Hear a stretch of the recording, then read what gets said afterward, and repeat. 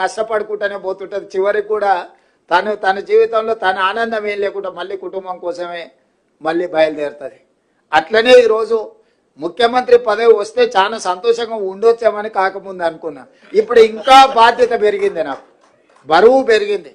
అంతకుముందు పార్టీ అధ్యక్షుడిగా 12 గంటలు పనిచేస్తే సరిపోయేది, ఇప్పుడు 18 గంటలు పనిచేసినా కూడా సరిపోవడం లేదు. ఇది సంతృప్తినిచ్చే బాధ్యత. ఇది నేను బరువుగా చూడట్లేదు, బాధ్యతగా చూస్తున్నా.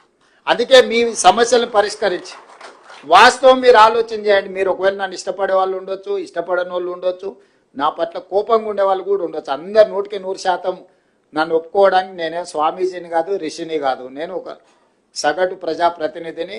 లైక్లు డిస్లైక్లు మీకు ఉండొచ్చు. గతంలో మీ జీతభత్యాలు ఎప్పుడు మీ ఖాతాలో పడేది, మీ సోదరుడు ముఖ్యమంత్రి అయినాక ఏ తారీఖు నాడు మీ జీతాలు వస్తున్నాయి ఒక్కసారి మీరు అంచనా వేసుకోండి.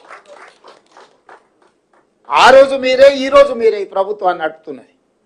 కానీ ఆ రోజు మీ జీతాలు ఎన్నడు వచ్చేది, ఈ రోజు జీతాలు ఎప్పుడు వస్తున్నాయి? ఈ 24 నెలల్లో ఎప్పుడైనా మీ జీతాలు ఆగినాయా, లేకపోతే ఇన్స్టాల్మెంట్లలో ఎప్పుడైనా పే చేసినా మీరు చూడండి.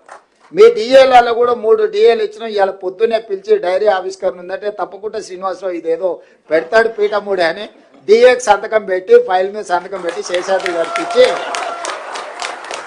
కనీసం పోతే ఏదన్నా సంతోషకరమైన వార్త ఒక్కటనే చెప్పాలి కదా నేను వాళ్లకు అని పొద్దున్నే సిఎస్ గారిని, సీఎం పేషీలని అధికారులను పిలిచి మాట్లాడి మీ డిఏకు సంతకం పెట్టి వచ్చింది.